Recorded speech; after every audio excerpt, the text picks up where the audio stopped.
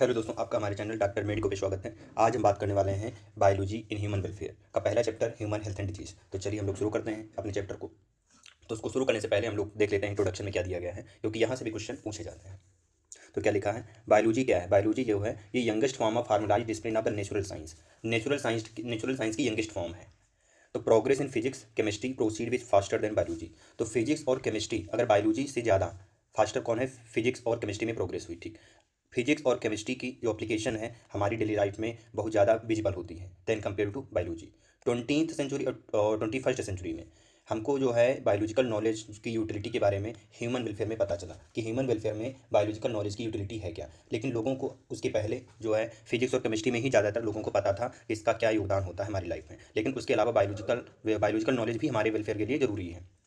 Health sector में, agriculture में ये सब पता चला कि क्या कहते हैं कि बायोलॉजिकल नॉलेज कितना ज़्यादा ज़रूरी है हेल्थ सेक्टर, एग्रीकल्चर और ह्यूमन वेलफेयर में। Discovery of antibiotic, synthetic plant derived drug, anaesthetic, ये सब क्या है, ये सब जो है मेडिकल प्रैक्टिस को चेंज कर दिए हैं। और ह्यूमन हेल्थ, ठीक है, तो ह्यूमन हेल्थ और मेडिकल प्रैक्टिस को जब तक बायोलॉजिकल नॉलेज नहीं था तब तक इन चीज़ों का उतना ज़्यादा एप्लीकेशन नहीं था। जैसे एंटीबायोटिक की डिस्कवरी हुई, सिंथेटिक प्लांट डिराइव ड्रग के बारे में पता चला, एनेस्थेटिक के बारे में पता चला, ये सब क्या कि मेडिकल प्रैक्टिस को पूरी तरीके से चेंज हो गया, एडवांस हो गया। और ह्यूमन हेल्थ भी अच्छी हो गई। Life expectancy of the human beings have dramatically change over years. कई सालों से इनकी जो लाइफ स्टाइल थी वो भी चेंज हो गई। Agriculture practice, food processing and diagnostic, ये भी क्या हुई, सोशियो कल्चर चेंज हो गया ह्यूमन कम्युनिटी में। ह्यूमन कम्युनिटी में एग्रीकल्चर प्रैक्टिसेज, फूड प्रोसेसिंग और डायग्नोस्टिक, ये सब क्या किए हैं, ये सोशियो कल्चर चेंज को मतलब सोशल कल्चर को पूरी तरीके से बदल दिए हैं। These are briefly describe the following 3 chapter. तो यहाँ पे क्या बताने वाले हैं, इन्हीं सब चीज़ों के बारे में बात करने वाले हैं। उससे पहले हम लोग देख लेते हैं साइंटिस्ट के बारे में, MS स्वामीनाथन के बारे में। तो MS स्वामीनाथन का जो जन्म था 1925 में कुंबाकुनम, तमिलनाडु में हुआ। मोनाकु मोनकाम्बू मोनकाम्बू शंबाशिवन स्वामीनाथन जो है, इन्होंने ग्रेजुएशन किया, पोस्ट ग्रेजुएशन किया किसमें, बॉटनी में। कहाँ से, मद्रास यूनिवर्सिटी से। इन्होंने वर्क किया अलग अलग capacity in large number of institution India में अलग अलग इंस्टीट्यूशन में इन्होंने काम किया। अब्रॉड में भी काम किया उन्होंने। अपनी एक्सपर्टाइज से जेनेटिक्स और प्लांट ब्रीडिंग में भी कुछ चीज़ें डेवलप की। ठीक, तो school of cytogenesis and radiation research stabilised at the Indian agriculture institute enable Swaminathan and his team develop two short duration high yielding variety of rice including scented basmati. तो क्या कहते हैं कि जो साइटोजेनेटिस्ट का जो स्कूल था और रेडिएशन रिसर्च स्टेबलाइज किए थे, कहाँ पे, इंडियन एग्रीकल्चर रिसर्च इंस्टीट्यूट में। किसने किया, स्वामीनाथन ने किया। और उनकी टीम ने जो है short duration of yielding variety rice की, उसमें बासमती भी था, उसको क्या किया, डेवलप किया। He is also known for the development of the concept of crop cafeteria. इनको जो है crop cafeteria, crop scheduling, genetically improved yield and quality, इन सब चीज़ों के लिए जाना जाता है। स्वामीनाथन जो है नॉर्मन बोरलॉग के साथ मिल करके ग्रीन रेवोल्यूशन लाए। ये through introduction of Mexican variety of wheat in India. तो ग्रीन रेवोल्यूशन लाए तो कौन सी वैरायटी थी, वीट की मैक्सिकॉन वैरायटी इंडिया में लाई गई, जो थी हाईली रिकॉग्नाइज थी, अप्रिसिएटेबल थी। और ये जो initiator of lab to land, ये जो है लैब टू लैंड को पहली बार लाए। ठीक, लैब से ज़मीन पे। Food security, several other environment programmes, he has been honoured with Padma Vibhushan. इनको जो है पद्म विभूषण से भी सम्मान मिला और बहुत सारे प्रेस्टिजियस अवार्ड थे, मेडल थे, fellowship by institution of excellence. तो इनके काम की सराहना भी की गई और इनको बहुत सारे पुरस्कार से भी सम्मानित किया गया, जिनमें से पद्म विभूषण भी हैं और बहुत सारे प्रेस्टिजियस अवार्ड हैं। ये जो हैं लैब टू लैंड के इनिशिएटर भी हैं, फूड सिक्योरिटी के बारे में भी काफ़ी हद तक जानकारी ली। और ये स्वामीनाथन जो है नॉर्मन बोरलॉग के साथ मिल करके ग्रीन रेवोल्यूशन के बारे में आगे इंप्रूवमेंट हुआ। तो इन्होंने जो है इंडिया में वीट की मैक्सिकन वैरायटी को इंट्रोड्यूस किया। तो अब हम लोग शुरू करते हैं अपने चैप्टर को, ह्यूमन हेल्थ एंड डिजीज। तो बहुत सा हेल्थ क्या है, लॉन्ग टाइम से लोग मानते थे स्टेट ऑफ बॉडी और माइंड, जहाँ पर बैलेंस होती है उसको बोला गया ह्यूमर्स। तो जो माइंड और स्टेट ऑफ बॉडी को जो बैलेंस करता है वो कौन है, कुछ ह्यूमर्स होते हैं। This is at why early Greek Hippocrates और Indian Ayurveda system of medicine ये सब मानते थे। It was thought that person with black bile, तो लोग ये मानते थे कि जो काले लोग होते हैं उनकी पर्सनालिटी ज़्यादा हो, उनको जो ब्लैक बाइल होती हैं मतलब जो हॉट पर्सनालिटी वाले होते हैं उनको फीवर ज़्यादा होता है, ब्लैक बाइल।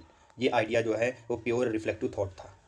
जब ब्लड सर्कुलेशन की डिस्कवरी हो गई बाय द विलियम हार्वे, इन्होंने using experiment method and demonstration of normal body temperature. तो विलियम हार्वे ने क्या किया, ब्लड सर्कुलेशन की डिस्कवरी की और इन्होंने थर्मामीटर को भी बनाया। थर्मामीटर का यूज़ करके इन्होंने जो ब्लैक बाइल वाले पर्सन थे उनका टेम्परेचर मेजर किया। तो ये जो थे जो गुड ह्यूमर की बात चल रही थी हेल्थ के बारे में गुड ह्यूमर के बारे में जो बात चल रही थी हेल्थ के बारे में, वो इन्होंने डिसअप्रूव कर दी। तो good humour hypothesis of health, good humour hypothesis of health is disapproved by the good humour hypothesis of health is disapproved by the William Harvey. और विलियम हार्वे ने ही डिस्कवरी ऑफ ब्लड सर्कुलेशन भी की। ठीक है। इन letter कई उसके बाद में क्या पता चला, बायोलॉजी क्या बताती है, mind influence neural system and endocrine system, our immune system, that are immune system maintains our health. ठीक है। तो ये सारे जितने भी सिस्टम है सब हमारे हेल्थ के लिए जिम्मेदार हैं, चाहे वो हमारा क्या हो, इंडोक्राइन सिस्टम हो। माइंड को कौन कौन इन्फ्लुएंस करता है, न्यूरल सिस्टम, इंडोक्राइन सिस्टम और इम्यून सिस्टम। इम्यून सिस्टम जो है हमारी हेल्थ को मेंटेन करता है। माइंड और मेंटल स्टेट भी हमारी हेल्थ को अफेक्ट करते हैं। और कौन कौन सी चीज़ें हैं जो हमारी हेल्थ को अफेक्ट कर सकते हैं, एक है जेनेटिक डिसऑर्डर। जेनेटिक डिसऑर्डर क्या होता है कि जब बच्चा बॉर्न होता है किसी डिफिशेंसी से या डिफेक्ट से, जो उसके पेरेंट से बर्थ से ही उसके बच्चों में आ जाता है, उसको बोलते हैं जेनेटिक डिसऑर्डर। इन्फेक्शन भी एक कारण बनता है। लाइफ स्टाइल में जैसे खाना पानी जो हम लेते हैं सब भी, रेस्ट हो गया, एक्सरसाइज हो गया, ये सब हमारी बॉडी को क्या करती हैं, हेल्दी रखती हैं। तो लाइफ स्टाइल भी ज़रूरी होती है, इनकी सबकी कमी से भी डिजीज हो जाती है। टर्म हेल्थ क्या है? Term health is very frequently used by the everybody. Health does not simply means absence of disease or physical fitness. It could be defined as the state of complete physical, mental, and social well-being. When people are healthy, they are more efficient at the work. This increase productivity and bring economic prosperity. Health and increase longevity of people and reduce infant and maternal mortality. तो क्या कहते हैं कि जो term health है, term health का मतलब जो है हमारी बॉडी में फ्रिक्वेंटली जो यूज़ किया जाता है, हेल्थ का मतलब ये नहीं है कि उसमें किसी भी तरीके का डिजीज नहीं है, वो फिजिकल फिट है। हेल्थ को जो बोलते हैं वो क्या होना चाहिए, कंप्लीट फिजिकल। पहला हेल्थ क्या है, complete physical, mental and social wellbeing. ये पूरी तरीके से फिट होगा तभी उसको हेल्दी बोलेंगे। जब इंसान हेल्दी होगा तो ज़्यादा से ज़्यादा काम कर सकता है, जिसकी वजह से ज़्यादा प्रोडक्टिविटी होगी और इकोनॉमिक प्रॉस्पेरिटी भी ज़्यादा होगी। हेल्थ जो है वो पर्सन की क्या करती है, लाइफ स्टाइल चेंज होने की वजह से, उसकी हेल्दी लाइफ स्टाइल होने की वजह से उसकी लाइफ भी बढ़ जाती है और इन्फेंट और मैटरनल मॉर्टेलिटी की रेट भी घट जाती है। Balance diet, personal hygiene, regular exercise भी बहुत ज़्यादा हमारी गुड हेल्थ को मेंटेन करने में हेल्प करते हैं।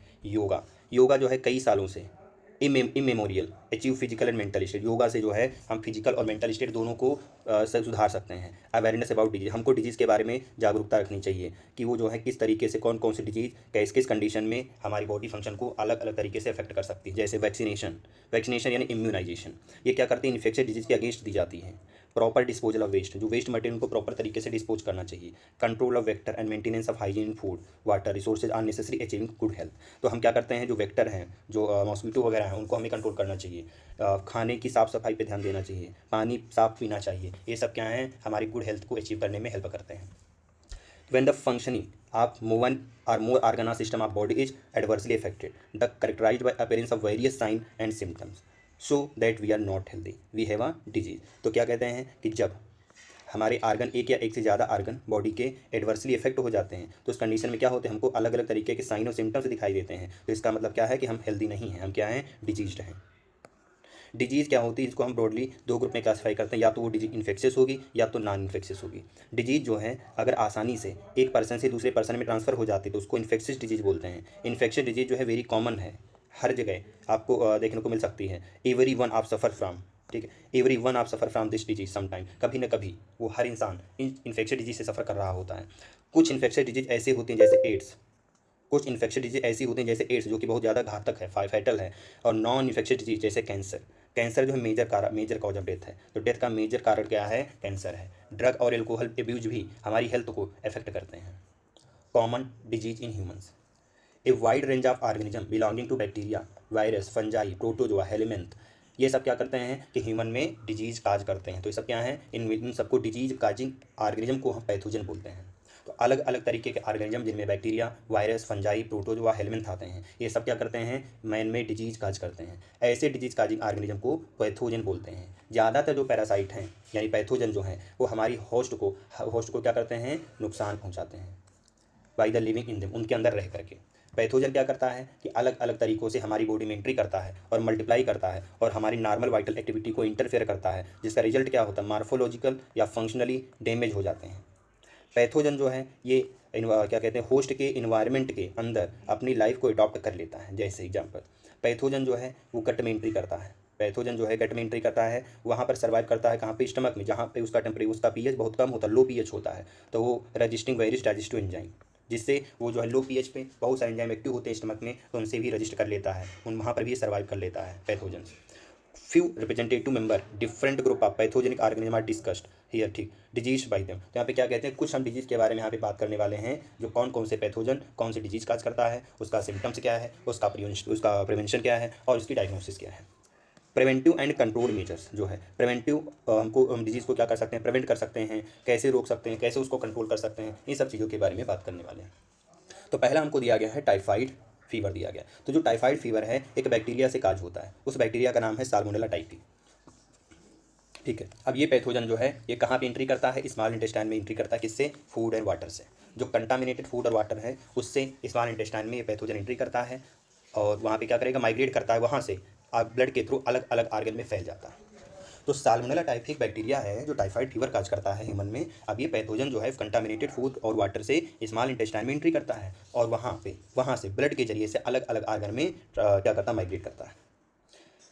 सर वो सिम्टम्स क्या क्या होंगे, सस्टेन हाई फीवर 39 डिग्री से 40 डिग्री सेल्सियस फीवर होता है, वीकनेस होती है, stomach pain, constipation, headache, loss of appetite, भूख नहीं लगेगी। ये सब क्या है, कॉमन सिम्टम्स हैं इस डिजीज़ के। इंटेस्टाइनल परफोरेशन एंड डेथ में अकर इन सीवियर केस, जो ज़्यादा समय से टाइफाइड फीवर से सफ़र कर रहा है तो सीवियर केस में इंटेस्टाइनल परफोरेशन हो जाता है, यहाँ तक कि डेथ भी हो जाती है। टाइफाइड फीवर को हम कंफर्म करते हैं विडाल से।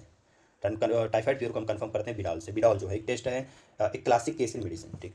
एक थी टाइपिस्ट का नाम था मैरी मेलोन। मैरी मेलोन को टाइफाइड मैरी के नाम से भी जाना जाता है। ये जो थी कुक थी, घरों घरों जो है खाना बनाती थी, इसका ये प्रोफेशन था। ये जो थी टाइफाइड कैरियर थी, जो लगातार टाइफाइड फीवर को कई सालों से ट्रांसफ़र कर रही थी, जो क्या करती थी, खाना प्रिपेयर करती थी। तो इस तरीके से एक केस है जहाँ जिस तरीके से उसमें भी बताया गया है कि टाइफाइड फीवर कैसे फैलता है, कंटामिनेटेड फूड एंड वाटर से।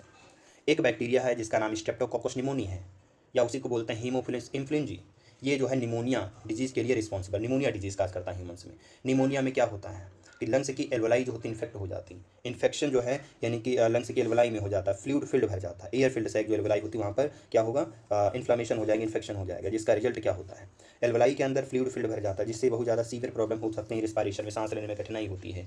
जो सिम्टम्स होते हैं निमोनिया के वो क्या क्या होंगे, फीवर आता है, ठंड लगती, चिल, कफ, हेडेक, ये सब सिम्टम्स होते हैं। और सीवियर केस में लिप्स और फिंगर जो होती हैं वो ग्रे से ब्लू कलर की हो जाती हैं। लिप फिंगर नेल जो होती हैं ग्रे से ब्लू कलर की हो जाती हैं। एक हेल्दी पर्सन जो है वो इन्फेक्शन जो है कैसे इसको लेता है, वो एयर ड्रॉपलेट इन्फेक्शन से, एरोसोल से। तो निमोनिया कैसे फैलता है, छींकने से, खांसने से, यानी एयर ड्रॉपलेट इन्फेक्शन से निमोनिया फैलता है। Infection by inhaling the droplet or aerosol released by infected person or even by sharing glasses or utensil with the infected person. तो इन्फेक्टेड पर्सन के क्या कहते हैं कि ग्लास शेयर करने से, बर्तनों को शेयर करने से, अलग अलग तरीकों एयर ड्रॉपलेट से भी ये जो है इसका इन्फेक्शन हो सकता है। डिसेंट्री, प्लेग, डिप्थीरिया, ये भी क्या है, बैक्टीरियल डिजीज है। तो बैक्टीरियल डिजीज कौन कौन हो गए, एक तो डिसेंट्री हो गया बैक्टीरियल, प्लेग हो गया, डिप्थीरिया हो गया, ठीक है। और कौन कौन से हो गए, टाइफाइड हो गया, निमोनिया हो गया, ये सब क्या है, बैक्टीरियल डिसऑर्डर है। बहुत सारी वायरल डिजीज हैं जो ह्यूमंस में डिजीज काज करती है, जैसे एक राइनो वायरस है।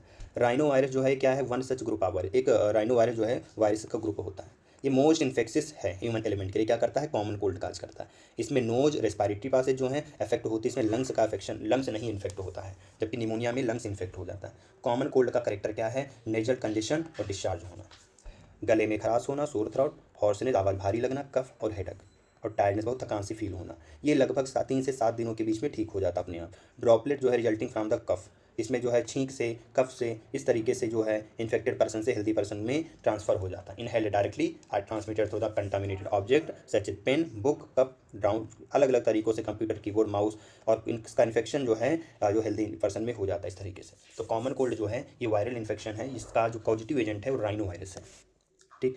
अब इसमें नोज रेस्पिरेटरी पासेज इफेक्ट होते हैं लेकिन लंग्स इफेक्ट नहीं होता। इसमें कॉमन कोल्ड के जो सिम्टम्स हैं, नेजल कंडीशन, डिस्चार्ज और सोर थ्रोट, हॉर्सनेस, कफ, हेडेक, टायर्डनेस होता है। 3 से 7 दिनों तक इसका ड्यूरेशन होता है। अब देख लेते हैं प्रोटोजोआ। कुछ जो हैं प्रोटोजोन्स भी होते हैं जो डिजीज़ काज करते हैं, जिनमें से एक है मलेरिया। मलेरिया जो है कई सालों से ह्यूमन आदमी इंसान जो है उससे फाइट कर रहा है। प्लाज्मोडियम जो है एक टीनी प्रोटोजोआ, छोटा है, जो इस डिजीज़ के लिए रिस्पॉन्सिबल है। अलग अलग तरीके की प्लाज्मोडियम की स्पीसीज हैं, जैसे plasmodium vivax, plasmodium malaria, plasmodium falciparum. ये जो है अलग अलग तरीके की मलेरिया के लिए जिम्मेदार हैं, जिनमें से मेलिग्नेंट मलेरिया जो है ये प्लाज्मोडियम फेल्सपेरम काज करता है, जो मोस्ट सीरियस मलेरिया होती है, यहाँ तक कि बहुत ज़्यादा खतरनाक है, फैटल भी है और डेथ भी हो जाती है। तो हम देख लेते हैं प्लाज्मोडियम की लाइफ साइकिल। तो प्लाज्मोडियम जो है ये ह्यूमन बॉडी में स्पोरोजाइट यानी इन्फेक्शियस फॉर्म जो है वो मलेरिया की कौन है, स्पोरोजाइट है। तो प्लाज्मोडियम स्पोरोजाइट के फॉर्मेट में ह्यूमन बॉडी में एंट्री करता है। कैसे? जब फीमेल एनाफिलीज मॉस्किटो बाइट करती है तब। तो पैरासाइट जो है वो क्या करेगा, लीवर सेल में पहुंचेगा, वहाँ लीवर सेल में मल्टीप्लाई करेगा, फिर वहीं से आरबीसी में अटैक करता है, जिसका रिजल्ट क्या होता है कि आरबीसी रप्चर हो जाती हैं। जब आरबीसी रप्चर होती हैं तो उससे जुड़ा हुआ एक सब्सटेंस, टॉक्सिक सब्सटेंस है जिसका नाम हीमोजोइन है, वो रिलीज हो जाता है। हीमोजोइन जो है रिस्पॉन्सिबल है चिल और हाई फीवर के लिए लगभग 3 से 4 दिन। तो मलेरिया जो है, मलेरिया का जो फीवर होता है शुरुआती समय में 3 से 4 दिन तक होता है। तो फीमेल एनाफिलीज जो है मॉस्किटो ये इन्फेक्टेड पर्सन को काटती है, ठीक है, इन्फेक्टेड पर्सन को कट करे बाइट करेगी। अब ये पैरासाइट जो है मॉस्किटो बॉडी में एंट्री कर जाएंगी, वहाँ पर इसका फर्दर डेवलपमेंट होता है और पैरासाइट मल्टीप्लाई करता है और बनाता है स्पोरोजाइट। स्पोरोजाइट जो है सलाइवरी ग्लैंड में स्टोर कर लिए जाते हैं। जब ये मॉस्किटो दोबारा ह्यूमन को कट करें, बाइट करेंगे, तो स्पोरोजाइट फिर से उसकी बॉडी में एंट्री छोड़ दिया जाएगा। इस तरीके से जो है इसकी लाइफ साइकिल चलती है। तो मलेरिया पैरासाइट के 2 होस्ट होते हैं, एक ह्यूमन है, दूसरा मॉस्किटो है। मतलब मलेरिया पैरासाइट कैसा है, डाईजेनेटिक है।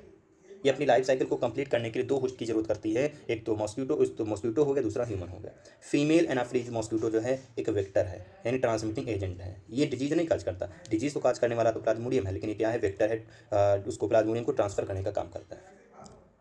तो हमको डायग्राम में दिया गया, डायग्राम देख लेते हैं। तो ये क्या हुआ, मॉस्किटो है, मॉस्किटो क्या किया, ह्यूमन को कट किया और स्पोरोजाइट जो अपनी बाइट से ह्यूमन बॉडी में इंट्रोड्यूस कर दिया। अब पैरासाइट यानी स्पोरोजाइट जो लीवर में पहुंचा, लीवर में क्या किया, मल्टीप्लाई किया। कैसे किया, लीवर सेल में एसेक्सुअली करता है, यानी कि ह्यूमन सेल में एसेक्सुअली रिप्रोडक्शन होता है। तो प्लाज्मोडियम का एसेक्सुअल रिप्रोडक्शन ह्यूमन सेल में होता है, ह्यूमन बॉडी में होता है, और सेक्सुअल जो है मॉस्किटो में होता है। तो parasite reproduce asexually in the liver cell and busting the cell releasing into the blood, और इस दौरान में हीमोजोइन सब्सटेंस निकलता है। और पैरासाइट जो रिप्रोड्यूस करते हैं एसेक्सुअली कहाँ पर, आरबीसी में, और रेड ब्लड सेल बस्ट कर जाती हैं और काजिंग साइकिल ऑफ फीवर। उसके बाद में सिम्टम्स आते हैं, फिर जो है release parasite infected new RBC, इस तरीके से फिर नई आरबीसी को अटैक करेगा। ऐसे लाइफ साइकिल इसकी चलती रहती है। ठीक है, ये जो है ये स्टेजेस, सेक्सुअल स्टेजेस जो है गेमेटोसाइट की, वो आरबीसी में डेवलप हो गई। सेक्सुअल स्टेजेस देखो, ए सेक्सुअल रिप्रोडक्शन जो है वो ह्यूमन बॉडी में होता है, और सेक्सुअल स्टेजेस भी ह्यूमन बॉडी में देखने को मिलती है गेमेटोसाइट, लेकिन सेक्सुअल रिप्रोडक्शन जो है यानी कि फर्टिलाइजेशन जो है वो कहाँ पे होता है, मॉस्किटो में होता है, मॉस्किटो के गट में होता है। तो ये जो है गेमेटोसाइट बन गए मेल फीमेल। तो गेमेटोसाइट जब बन गए, दोबारा जब फीमेल मॉस्किटो ब्लड मील करेगा, ब्लड को सक करेगा, तो उस दौरान में दोबारा उसके बॉडी के अंदर पहुंच जाएंगे। तो पहुंच करके गट में पहुंचते हैं, गट में वहाँ पर उसका फर्टिलाइजेशन होता है, डेवलपमेंट होता है, फिर स्लाइवरी ग्लैंड में आकर के जो है स्पोरोजाइट के फॉर्मेट में स्टोर हो जाते हैं। तो मेच्योर इन्फेक्टिव स्टेज जो है स्पोरोजाइट है, वो गट से निकल करके मॉस्किटो की स्लाइवरी ग्लैंड में माइग्रेट कर जाते हैं। इस तरीके से इसकी लाइफ साइकिल चलती रहती है। तो ये कैसा है, डाईजेनेटिक होता है। सेक्सुअल स्टेज जो है वो ह्यूमन बॉडी में है, और एसेक्सुअल रिप्रोडक्शन भी ह्यूमन बॉडी में होता है मलेरिया का। एंटमीबा हिस्टोलिटिका जो है एक प्रोटोजोआ पैरासाइट है, ये लार्ज इंटेस्टाइन को इन्फेक्ट करता है, जबकि टाइफाइड जो है वो स्मॉल इंटेस्टाइन में है। टाइफाइड जो है स्मॉल इंटेस्टाइन से संबंध रखता है, लेकिन जो है एंटमीबा हिस्टोलिटिका जो लार्ज इंटेस्टाइन से संबंध रखता है, ये जो है एंटमीबा हिस्टोलिटिका अमीबियासिस काज करते हैं, अमीबिक डिसेंट्री काज करता है। इसके जो सिम्टम्स होते हैं क्या क्या होते हैं, इसमें कॉन्स्टिपेशन होगा, एब्डोमिनल पेन होगा, क्रैम्प्स आएंगे, स्टूल जो होगा वो म्यूकस के साथ साथ और ब्लडी क्लॉट के फॉर्मेट में जाता है। तो इसमें एक्सेस म्यूकस होगा, ब्लड क्लॉट्स होते हैं। तो सिम्टम्स क्या क्या हुए, constipation, abdominal pain, cramps, stool and excess mucus, blood clot. Excess mucus and blood clot होता है। हाउस फ्लाई यहाँ पर क्या है, मैकेनिकल कैरियर है। मैकेनिकल कैरियर कौन है, हाउस फ्लाई है, जो जिनका काम क्या है कि फिश इन्फेक्टेड पर्सन के फिशेस से पैरासाइट को फूड के थ्रू और फूड प्रोडक्ट के थ्रू ट्रांसफ़र करती हैं, जो कि कंटामिनेटेड होती हैं। Drinking water, food, contaminated food and water से भी, फीकल मैटर से क्या है, इसका मेन सोर्स है इन्फेक्शन का। तो इसका अमीबिक डिसेंट्री का जो इन्फेक्शन का जो मेन सोर्स कौन है, कंटामिनेटेड फूड एंड वाटर। अगला है एस्कैरियासिस। एस्कैरियासिस जो है इसको राउंड वर्म के नाम से जानते हैं। वाउचेरिया को फिलालियल वर्म के नाम से जानते हैं। ये क्या है, हेलमिंथ हैं, जो ह्यूमन के लिए पैथोजेनिक होते हैं। एस्कैरियासिस जो है इंटेस्टाइनल पैरासाइट होती है। एस्कैरियासिस जो है इंटेस्टाइनल पैरासाइट होती है, जो एस्कैरियासिस काज करती है। इस डिजीज़ के जो सिम्टम्स हैं क्या क्या हैं, इंटरनल ब्लीडिंग है, मस्कुलर पेन है, फीवर है, एनीमिया है, और इंटेस्टाइन का रास्ता ब्लॉक हो जाता है। तो पैरासाइट के जो एग हैं वो इन्फेक्टेड पर्सन के फीसेज के साथ में क्या करते हैं, कंटामिनेटेड सॉइल में पहुंच जाते हैं, पानी में, प्लांट में, और फिर हेल्दी पर्सन में ये इन्फेक्शन जो है कंटामिनेटेड वाटर, वेजिटेबल और फ्रूट से आ जाता है। एक हेलमिंथ है बाउचेरिया, इसके 2 स्पीसीज है, बाउचेरिया वाइनक्रोप्टाइन, बाउचेरिया मलाई। ये क्या फाइलेलियर वर्म होते हैं, ये धीरे धीरे डेवलप करते हैं क्रोनिक इन्फ्लामेशन, इसमें आर्गन में, तो आर्गन के क्रोनिक इन्फ्लामेशन को डेवलप करते हैं ये वर्म धीरे धीरे, स्लोली। ये जो है कई सालों तक रहते हैं। ये ज़्यादातर लिम्फेटिक वेसल्स, लोअर लिम्ब की लिम्फेटिक वेसल्स को इन्फेक्ट करते हैं। इस वजह से जो इसमें जो है पैर जो है भारी भारी हो जाता है, हाथी जैसा दिखता है, तो इसको नाम होता है एलिफेंटियासिस या फाइलेरियासिस। इसमें जेनाइटल आर्गन भी ज़्यादातर अफेक्टेड होते हैं, जिसका रिजल्ट क्या होता है, ग्रॉस डिफॉर्मिटी, बहुत ज़्यादा डिफॉर्मिटी देखने को मिलती है। ये पैथोजन जो हैं वो हेल्दी पर्सन में फीमेल मॉस्किटो वेक्टर के बाइट करने से ट्रांसफ़र होते हैं।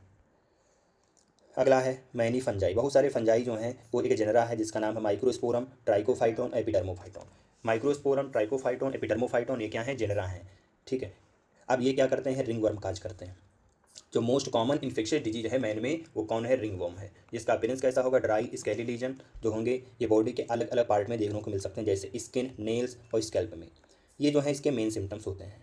ठीक है, ड्राई स्केली लीजन जो हैं ये इसके मेन सिम्टम्स होते हैं, the main symptoms of disease. ये लीजन जो हैं ये बहुत ज़्यादा ईचिंग काज करते हैं। हीट और मॉइस्चर जो है फंजाई को ग्रो करने में हेल्प करता है। ये जो है इसमें क्या होगा, स्किन फोल्ड हो जाते हैं, कहाँ पे, ग्रोइन रीजन में, टॉय के बीच में। रिंग वर्म जो है जनरली सॉइल से या किसी को टॉवल यूज़ करने से, क्लॉथ यूज़ करने से, यहाँ तक कि किसी इन्फेक्टेड इंडिविजुअल का कंघा यानी कॉम्ब यूज़ करने से भी हो जाता है। जब हम क्या पर्सनल एंड पब्लिक हाइजीन जो है ये बहुत ज़्यादा ही इंपॉर्टेंट है बहुत सारी इन्फेक्शियस डिजीज़ को कंट्रोल करने में और रोकथाम में। तो पर्सनल और पब्लिक हाइजीन बहुत सारी इन्फेक्शियस डिजीज़ की कंट्रोल और प्रिवेंशन में बहुत ज़्यादा ही इंपॉर्टेंट है। ठीक, पर्सनल हाइजीन में कौन कौन आते हैं कि हम अपनी बॉडी को क्लीन रखें, consumption of clean drinking water, हम साफ़ पानी पिएँ, फूड वेजिटेबल फ्रूट भी हम साफ़ खाएं पिएँ। तो पब्लिक हाइजीन में प्रॉपर डिस्पोजल, वेस्ट और स्क्रीटा को हम प्रॉपर डिस्पोज करें, साफ समय समय पे उसकी सफाई करनी चाहिए। Periodic cleaning, disinfection of water reservoir, जो पानी के जो इकट्ठा जहाँ जहाँ हो जाता है उसको हम डिसइंफेक्शन कर दें, वहाँ पे हम साफ़ सफाई रखें। जैसे पूल्स हो गए, सीज पूल हो गए, ट्रैंक्स हो गए, यहाँ पर हमको स्टैंडर्ड प्रैक्टिस रखनी पड़ेगी हाई सफाई की, पब्लिक कैटरिंग की। ये मेजर जो है, दीज मेजर आप पार्टिकुलरली इसेंशियल, ये सब जो है बहुत ज़्यादा जरूरी होते हैं, जो इन्फेक्शियस एजेंट को ट्रांसमिट होने से रोकने में हेल्प करते हैं। जो इन्फेक्शियस एजेंट जो हैं फूड और वाटर से ट्रांसफर होते हैं, जैसे टाइफाइड, अमीबियोसिस, एस्केरियासिस। टाइफाइड, अमीबियोसिस, एस्केरियासिस जो है वो किससे पॉजिटिव एजेंट है, फूड और वाटर से होने वाली डिजीज टाइफाइड, अमीबियोसिस और एस्केरियासिस है। और क्या कहते हैं, एयरबोर्न जो डिजीज हैं जैसे निमोनिया और कॉमन कोल्ड। निमोनिया और कॉमन कोल्ड जो है एयरबोर्न डिजीज होती हैं। ठीक है, तो क्या कहते हैं, तो जब हम इन्फेक्टेड पर्सन के कांटेक्ट में आते हैं तो हमको क्या क्या चीज़ अवॉइड करनी चाहिए, जैसे for disease.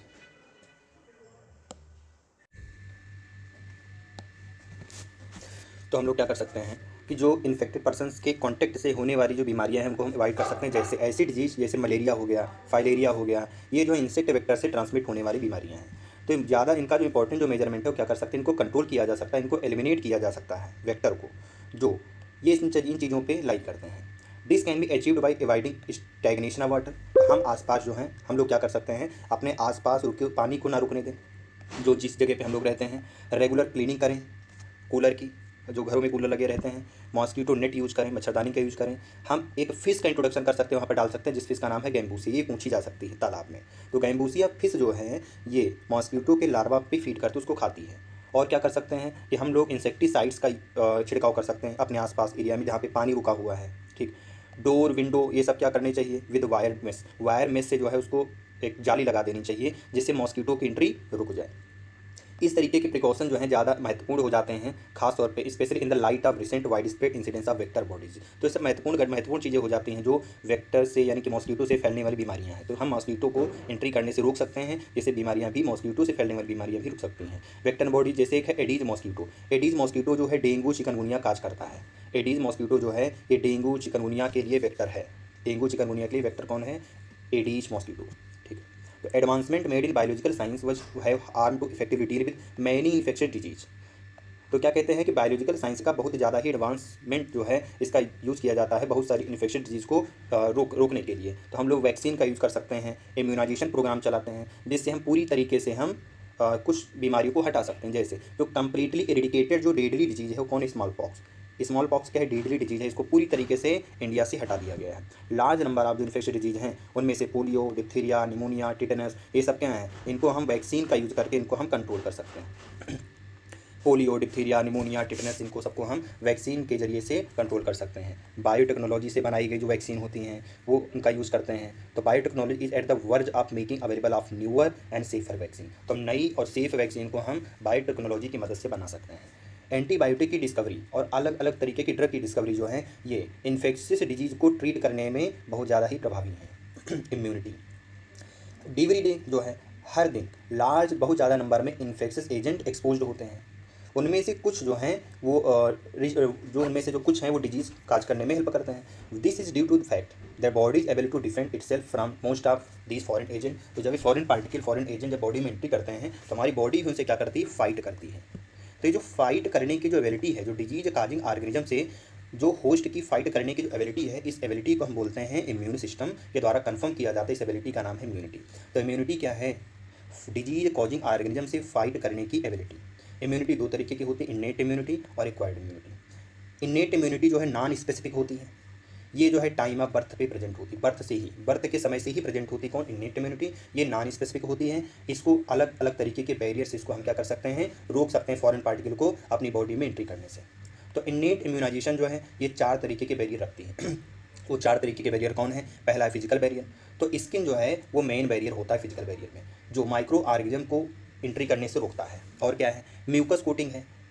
Mucus coating epithelium की जो रेस्पिरेटरी, जीआईटी, यूरोजेनाइटल ट्रैक्ट में जो माइक्रोब्स आते हैं उनको ट्रैप कर दिया जाता है कि हमारी बॉडी में एंट्री ना करें।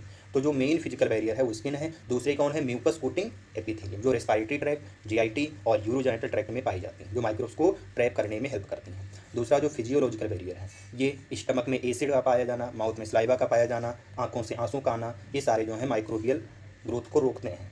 तीसरा जो सेलुलर बैरियर है, सेलुलर बैरियर जो है कुछ तरीके की सर्टेन टाइप की WBC होती हैं, ल्यूकोसाइट होती हैं, जिनको बोलते हैं PMNL न्यूट्रोफिल। तो PMNL का पूरा नाम पॉलीमॉर्फो न्यूक्लियर ल्यूकोसाइट्स। और कौन है, मोनोसाइट। तो न्यूट्रोफिल्स और मोनोसाइट हो गई, नेचुरल किलर सेल हो गई। ये 3 तरीके की जो होती हैं नेचुरल किलर सेल, ब्लड में जो है इनको मैक्रोफेज टिश्यू में हो गए, फेगोसाइटोसिस करती हैं, माइक्रोब्स को डिस्ट्रॉय कर देती हैं। तो कौन कौन, एक तो हमारे पास में न्यूट्रोफिल हो गई, दूसरी मोनोसाइट हो गई, तीसरी नेचुरल किलर सेल हो गई, चौथी माइक्रोफेजेस कहाँ पर पाई जाती हैं, टिश्यू में, ब्लड में नहीं। ठीक है, natural killer cell in the blood as well as microphage in tissue. Natural killer cell जो है ब्लड में और माइक्रोफेज टिश्यू में पाई जाती हैं, जो फैगोसाइटोसिस करती हैं और माइक्रोब्स को डिस्ट्रॉय कर देती हैं। चौथा जो बैरियर है कौन है, साइटोकाइनिन बैरियर। ये वायरस इन्फेक्टेड सेल जो है एक प्रोटीन सिक्रेट करती हैं, उस प्रोटीन का नाम है इंटरफेरॉन। इंटरफेरॉन करता क्या है, वायरल इन्फेक्शन को नॉन इन्फेक्टेड सेल को प्रोटेक्ट करने में हेल्प करता है।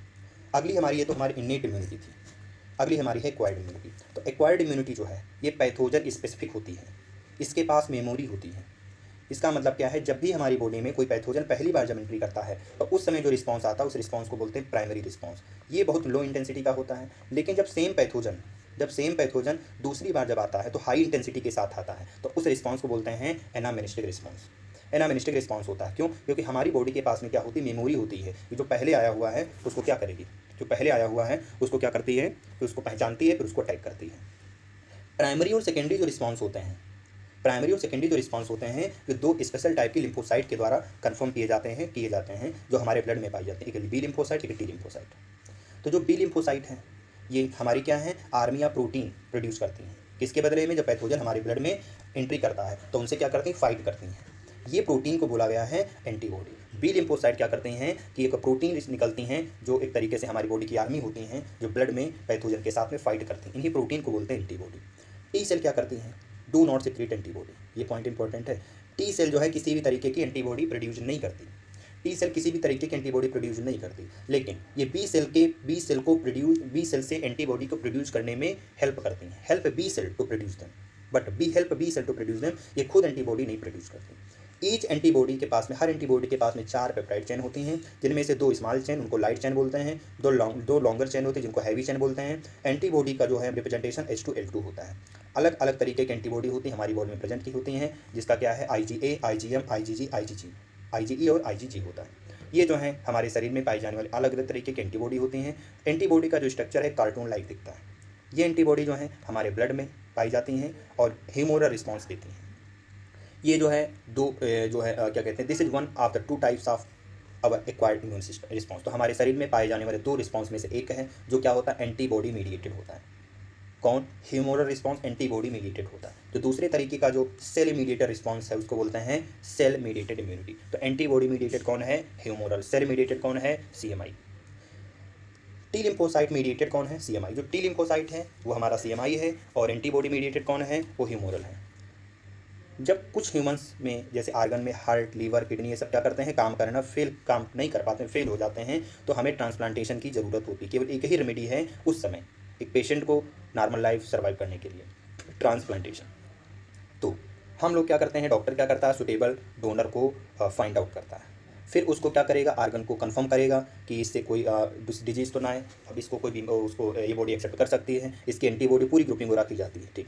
उसके बाद just any source an animal another primate or even human being can not be made since graft would be rejected sooner or later. तो हम जो है इस समय किसी भी एनिमल या कोई प्राइमेट या कोई ह्यूमन बींग को हम नहीं ग्राफ्टिंग में उसका डोनर के तौर पे यूज़ करते हैं। क्यों? क्योंकि बाद में या बहुत जल्दी हमारी बॉडी उसको रिजेक्ट कर सकती है। तो हम इससे पहले हम क्या करेंगे, टिश्यू मैचिंग कराते हैं, ब्लड ग्रुपिंग मैचिंग कराते हैं। आर्गन ट्रांसप्लांट करने से पहले tissue matching, blood grouping matching जरूरी होती है, जिससे पता चल सकता है कि पेशेंट का इम्यून रिस्पॉन्स कैसा हो सकता है, क्या उसकी बॉडी रिस्पॉन्सिबल है एक्सेप्ट करने के लिए, नहीं है। तो take immunosuppressant all his her life. तो जो भी आर्गन ट्रांसप्लांट करवाते हैं उनको पूरी lifetime immunosuppressive medicine लेने की ज़रूरत पड़ती है कि बॉडी जो है एबल होती है, उसके पास जानकारी होती है इस सेल्फ और नॉन सेल्फ को डिफ्रेंशिएट करने की।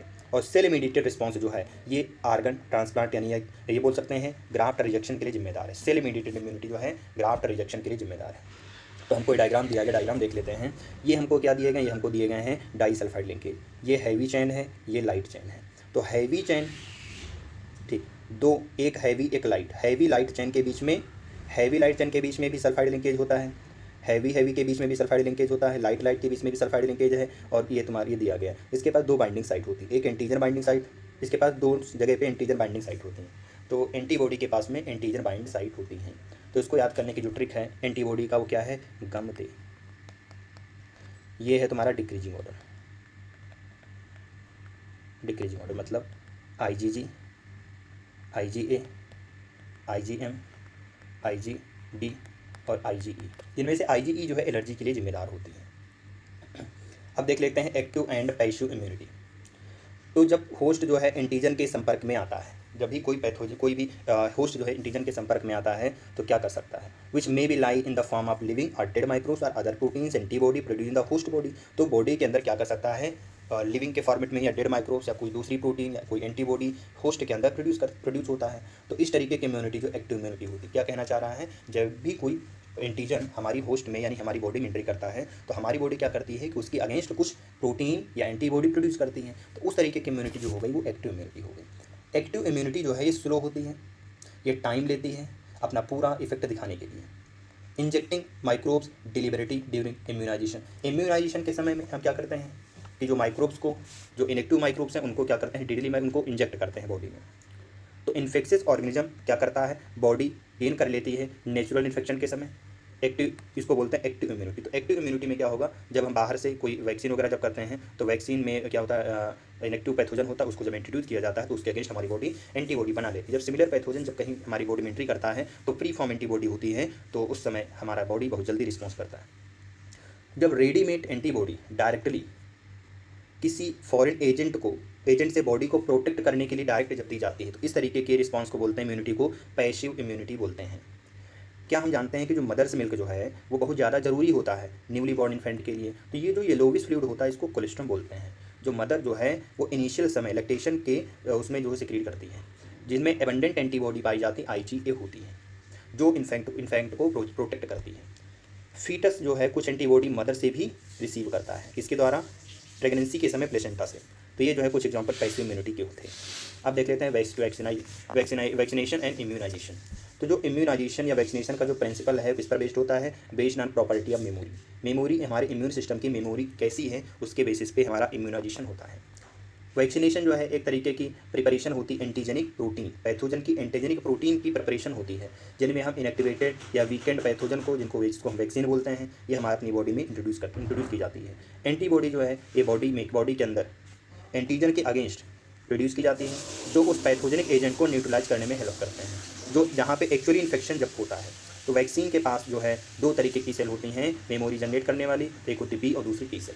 ये क्या करते हैं, पैथोजन को क्विकली जल्दी से पहचानते हैं और उनके एक्सपोजर को कम करने की कोशिश करते हैं और उसके अगेंस्ट बहुत ज़्यादा एंटीबॉडी का प्रोडक्शन कर देते हैं। अगर कोई पर्सन इन्फेक्टेड है कुछ डीडली माइक्रोब्स से, अगर कोई पर्सन इन्फेक्टेड कुछ डीडली खतरनाक माइक्रोब से, तो हमारा क्विक इम्यून रिस्पॉन्स होना चाहिए, जैसे कि टेटनस में। तो टेटनस में क्या होता है कि हम लोग क्या करते हैं, डायरेक्टली फ्री फॉर्म एंटीबॉडी को इंट्रोड्यूस कर देते हैं। या एंटीटॉक्सिन। एंटीटॉक्सिन में क्या होता है कि जो preparation contain antibody to the toxin, तो एंटीबॉडी को बनाते हैं जिससे टॉक्सिन को कम किया जा सके। कुछ केसेज में जैसे स्नैक बाइट में जब कभी सांप काट लेता है तो पेशेंट को इंजेक्शन दिया जाता है, उसके पास में एंटीबॉडी होती है स्नैक वेनम के अगेंस्ट, यानी कि सांप के जहर के अगेंस्ट एंटीबॉडी होती है। तो इस तरीके के इम्यूनाइजेशन को बोलते हैं passive immunization. Recombinant DNA technology भी क्या करती है, एंटीजेनिक पॉलीपेप्टाइड जो है पैथोजन के प्रोड्यूस करने में हेल्प करती हैं, जो जैसे बैक्टीरिया और ईस्ट में जो बनाई जाती हैं।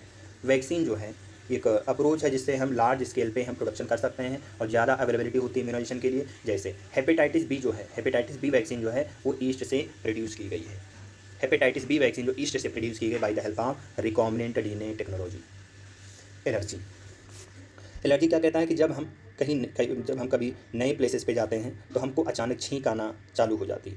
वीजिंग जो है नो एक्सप्लेन रीजन, वहाँ पे कोई उसका रीजन नहीं है। And when you went away, जब आप जाते हैं इधर उधर तो हमको क्या होते हैं, सिम्टम्स डिसअपीयर हो जाते हैं। जब हम उस एरिया को छोड़ देते हैं बाई चांस, जब हम अचानक नए प्लेस पे गए तो वहाँ पर हमको छींक खांसी सब आने लगी, और जैसे ही हम उस एरिया से दूर हो जाते हैं वैसे ही सिम्टम डिसअपीयर हो जाते हैं। Did this happen to you, क्या हम सबके साथ होता है। Some of us are sensitive, तो क्या है, हम में से कुछ लोग ज़्यादा सेंसिटिव होते हैं इन्वायरमेंट में कुछ पार्टिकल पाए जाते हैं उनसे, ठीक है। तो उन्हीं पार्टिकल को बोलते हैं हम एलर्जेंस।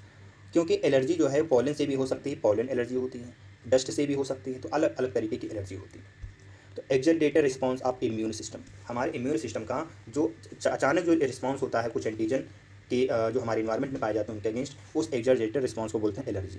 ये जो सब्सटेंस होते हैं इम्यून रिस्पॉन्स में उनको कहलाते हैं एलर्जेंस। जो एलर्जी कार्य करने वाले सब्सटेंस हैं इनके अगेंस्ट हमारा इम्यून रिस्पॉन्स प्रोड्यूस होता है, उनका नाम है एलर्जेंस।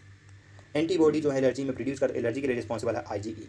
जो कॉमन एग्जांपल है एलर्जेंस के लिए वो कौन है, mites in dust, pollen, animal dander. Symptoms of allergic reaction including easing, sneezing, वेटरी I, running nose and difficulty in breathing, ठीक है। तो क्या कहते हैं symptoms of allergy reaction. Allergy reaction के सिम्टम्स क्या क्या होते हैं, जिनमें स्नीजिंग, छींक आती है, आंखों से पानी आता है, नाक बहती है और सांस लेने में कठिनाई होती है। एलर्जी जो है ये केमिकल के रिलीज होने की वजह से आती है, जैसे हिस्टामाइन और सेरोटोनिन, ये मास्ट सेल से ये रिलीज़ की जाती हैं इसकी एलर्जी की वजह से। एलर्जी क्यों होती है, क्योंकि मास्ट सेल क्या करते हैं, हिस्टामाइन और सेरोटोनिन केमिकल को रिलीज करती हैं। तो हम एलर्जी के काज को पता करने के लिए पेशेंट को इंजेक्शन दिया जाता है स्मॉल अमाउंट डोज में पॉसिबल एलर्जेंस से, तो उनसे रिएक्शन की स्टडी की जाती है। फिर हम ड्रग्स का यूज करते हैं जैसे एंटीहिस्टामाइन, एड्रेनालिन और स्टेरॉइड। एंटीहिस्टामाइन, एड्रेनालिन और स्टेरॉइड ड्रग का यूज करते हैं जिससे एलर्जी के सिम्टम्स को तत्काल घटाया जा सके। आजकल के समय में लाइफ स्टाइल जो है वो हमारी इम्यूनिटी को कम करती है। मोर सेंसिटिव हो गए हैं एलर्जन से। More and more children metro city India में सफ़र फ्राम एलर्जी से सफ़र कर रहे हैं, अस्थमा से सफ़र कर रहे हैं। क्यों, क्योंकि सेंसिटिविटी है किससे, इन्वायरमेंट से। This is because of the protected environment provide early life. Auto immunity, auto immunity जो है मेमोरी बेस्ड एक्वायर्ड इम्यूनिटी होती है हायर वर्टिब्रेटा में। इनके पास में एबिलिटी होती है कि ये फॉरेन पार्टिकल को डिफरेंशिएट कर सकें, यानी पैथोजन को डिफरेंशिएट कर सकें सेल्फ सेल से। तो ऑटो इम्यूनिटी क्या होती है कि ये हायर ऑर्गेनिज्म में, हायर वर्टिब्रेटा में पाई जाती है, ये मेमोरी बेस्ड होती है, ये फॉरेन ऑर्गेनिज्म को सेल्फ सेल से डिफरेंशिएट करती हैं।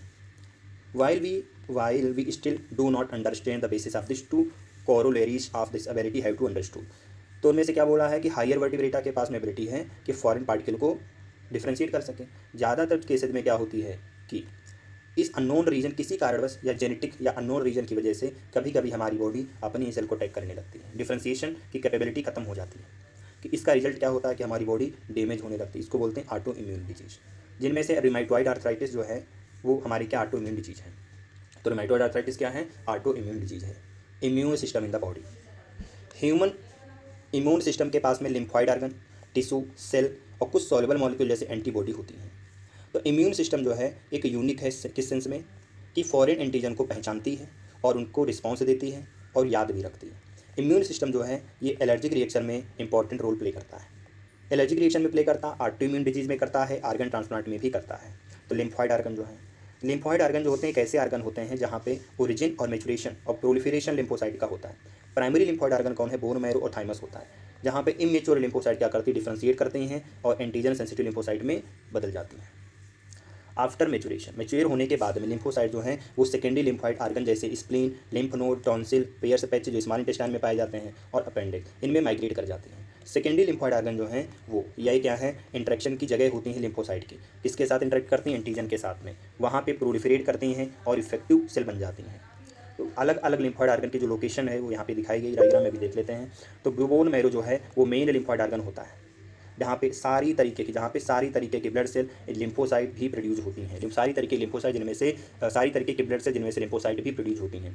थाइमस कैसा होता है, लोब्ड आर्गन होता है, जो हार्ट के पास होता है, ब्रेस्ट बोन के नीचे होता है। थाइमस जो है ये बहुत बड़ी होती है बर्थ के समय, लेकिन जैसे जैसे उम्र बढ़ती जाती है वैसे वैसे ये थाइमस बोन घटती जाती है। टाइम ऑफ प्यूबरिटी के समय जो है रिड्यूस टू वेरी स्मॉल, प्यूबरिटी के समय बहुत छोटी हो जाती है। थाइमस बोन जो है, थाइमस ग्लैंड जो है, ठीक, बोन मैरो थाइमस जो है माइक्रो इन्वायरमेंट प्रोवाइड करते हैं किसके लिए, टी लिम्फोसाइट के डेवलपमेंट और मेचुरेशन के लिए। स्प्लीन जो है लार्ज बीन शेप आर्गन होता है, इसके पास में लिम्फोसाइट फैगोसाइट होती हैं। ये जो है ब्लड के फिल्टर करने में हेल्प करता है, filter of the blood by trapping blood born micro organism. तो स्प्लीन क्या करती है, ब्लड के फिल्टर की तरीके से काम करती है। यहाँ पर ब्लड बॉर्न माइक्रो ऑर्गेनिज्म को पकड़ लिया जाता है, कैच कर लिया जाता है। स्प्लीन जो है ये लार्जर रिजर्वायर है किसके लिए, एरिथ्रोसाइट यानी आरबीसी के लिए। लिम्फ नोड जो होते हैं स्मॉल सॉलिड स्ट्रक्चर होते हैं जो अलग अलग पॉइंट पे लिम्फेटिक सिस्टम में पाए जाते हैं। लिम्फ नोड जो है ये क्या करता है, माइक्रो ऑर्गेनिज्म या दूसरे एंटीजन को पकड़ने में हेल्प करता है, ट्रैप करने में हेल्प करता है। अब क्या करते हैं, लिम्फ और टिश्यू फ्लूइड होता है, ठीक है, which happen to get into the lymph tissue lymph fluid. तो वो पैथोजन क्या होते हैं, लिम्फ टिश्यू या टिश्यू फ्लूइड में चले जाते हैं। एंटीजन जो है वो लिम्फ नोड में ट्रैप किया जाता है, ठीक है, जिससे क्या होता है, लिम्फोसाइट का एक्टिवेशन होने लगता है और हमारा इम्यून रिस्पॉन्स एक्टिवेट हो जाता है। लिम्फॉइड टिश्यू जो है ये मेजर ट्रैक्ट जिसमें रेस्पायरेटरी, डाइजेस्टिव और यूरोजेनिटल ट्रैक्ट आती हैं, इनके अंदर भी पाए जाते हैं। लिम्फॉइड टिश्यू जो हैं वो मेजर ट्रैक्ट जैसे रेस्पायरेटरी, डाइजेस्टिव और यूरोजेनिटल ट्रैक्ट की लाइनिंग के अंदर पाए जाते हैं, जिसको बोलते हैं माल्ट का पूरा नाम म्यूकोसा एसोसिएटेड लिम्फॉइड टिश्यू। ये हमारी ह्यूमन बॉडी के लिम्फॉइड टिश्यू का 50% पार्ट रखते हैं। अगला पार्ट आता है एड्स। वर्ल्ड एड्स जो है इसका पूरा नाम क्या है, वर्ड्स का मतलब क्या है, state ads acquired immune deficiency syndrome. इसका मतलब क्या होता है कि हमारा इम्यून सिस्टम कमज़ोर हो जाता है। लाइफ टाइम जो है इंडिविजुअल जो है वो क्या करता है, बहुत सारी दिक्कतों को सामना करता है। It is not congenital disease, ये कंजेनाइटल डिजीज नहीं है, ये सिंड्रोम है। सिंड्रोम का मतलब होता है ग्रुप ऑफ सिम्टम। एड्स सबसे पहली बार 1981 में देखा गया था, रिपोर्ट किया गया। इन लास्ट 25 ईयर्स, पिछले 25 सालों में वर्ल्ड में सबसे ज़्यादा लगभग 25 मिलियन पर्सन किल हो चुके हैं, मर चुके हैं इससे, एड्स से। तो एड्स की पहली जो डिस्कवरी थी, पहला जो केस जो देखा गया था वो 1981 में देखा गया। एड्स को काज करने वाला जो वायरस है वो HIV यानी human immuno deficiency virus HIV है। रेट्रो वायरस क्या है, ग्रुप ऑफ वायरस, ठीक। तो HIV क्या है, एक तरीके का रेट्रो वायरस क्या होते हैं, ग्रुप ऑफ वायरस होते हैं।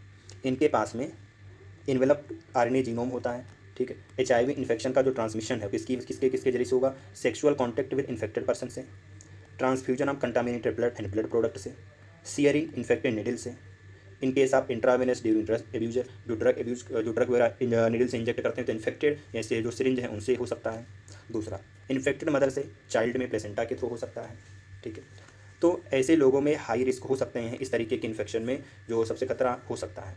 इंडिविजुअल हो है मल्टीपल टाइम, ऐसा इंसान जो मल्टीपल टाइम क्या किया हो, सेक्सुअल पार्टनर के साथ में कांटेक्ट में रहा हो, या ड्रग एडिक्ट हो, जो ड्रग्स जो है इंट्रावेसली इंजेक्ट कर रहा हो, तो उनमें जो है ब्लड ट्रांसफ्यूजन बार बार हो रहा हो। Children born to HIV infected mother, तो बच्चा जो जन्म ले रहा हो उसकी माँ जो इन्फेक्टेड हो HIV से, तो इस केसेज में जो है लोगों में HIV ट्रांसफ़र हो सकता है। It is important to note, HIV और एड्स का टच या फिजिकल कॉन्टैक्ट से कोई संबंध नहीं है। HIV और एड्स जो है टच या फिजिकल कॉन्टैक्ट से स्प्रेड नहीं होता, तो ये केवल स्प्रेड किससे होता है, बॉडी फ्लूइड से स्प्रेड होता है। It is spread through only body fluid, hence imperative physical and psychological wellbeing. HIV AIDS जो है इन्फेक्टेड पर्सन, इनको जो है फैमिली या सोसाइटी से अलग नहीं रखा जा सकता है, ठीक है। तो HIV and AIDS infected person are not isolated from family and society, there is always time lag between infection and appearance of AIDS symptom. तो इनमें इन्फेक्शन होने से लेकर के सिम्टम्स अपीयर होने तक का जिस तक के समय में क्या होता है, टाइम लैग होता है। इसी का नाम होता है इंक्यूबेशन पीरियड। ये लगभग 5 से 10 साल तक का हो सकता है। ये क्या इसका इंक्यूबेशन पीरियड,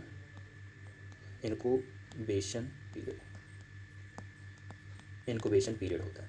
इंक्यूबेशन पीरियड क्या होता है कि इन्फेक्शन से लेकर के सिम्टम्स दिखाई देने तक का जो टाइम इंटरवल होता है उसको बोलते हैं इंक्यूबेशन पीरियड। ये कितना हो सकता है, कुछ महीनों से लेकर के कई सालों तक, जैसे जनरली 5 से 10 साल तक का होता है।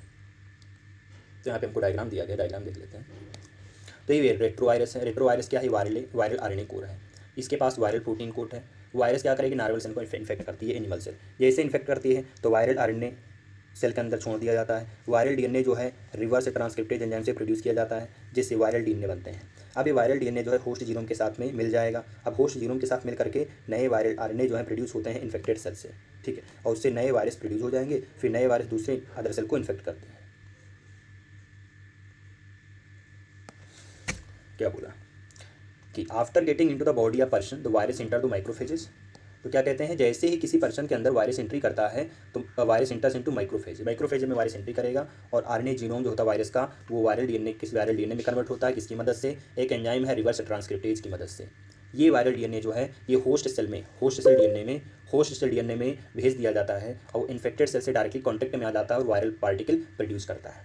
माइक्रोफेज लगातार वायरस को प्रोड्यूस करती रहती है और ये जो है लाइक HIV फैक्ट्री। तो माइक्रोफेज जो है HIV फैक्ट्री के तरीके से काम करती है, जो लगातार वायरल प्रोटीन को वायरस को प्रोड्यूस करती रहती है। HIV क्या करता है, हेल्पर टी लिम्फोसाइट में एंट्री करता है, वहाँ पर रिप्लिकेट करेगा और प्रोजनी वायरस को प्रोड्यूस करता है।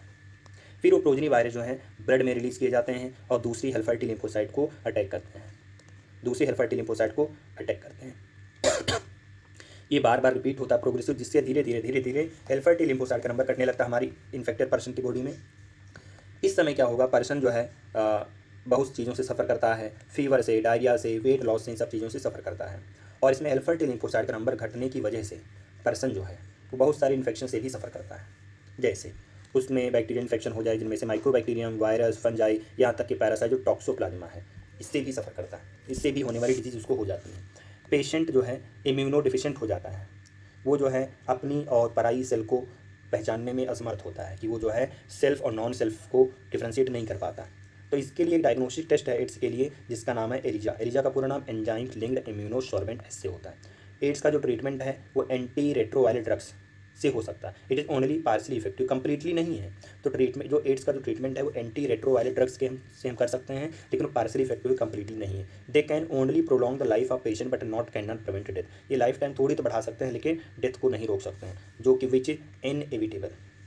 एड्स का प्रिवेंशन, एड्स का नो क्योर, एड्स का कोई क्योर नहीं है। प्रिवेंशन जो है इसका बेस्ट ऑप्शन है। HIV इन्फेक्शन जो है ये क्या कहते हैं, consequence behaviour pattern and not something that happen inadvertently like pneumonia, typhoid. ये टाइफाइड निमोनिया जैसा ठीक होने वाली बीमारी नहीं है। ये ब्लड में इन्फेक्शन, ब्लड ट्रांसफ्यूजन के समय इन्फेक्शन हो सकता है इससे।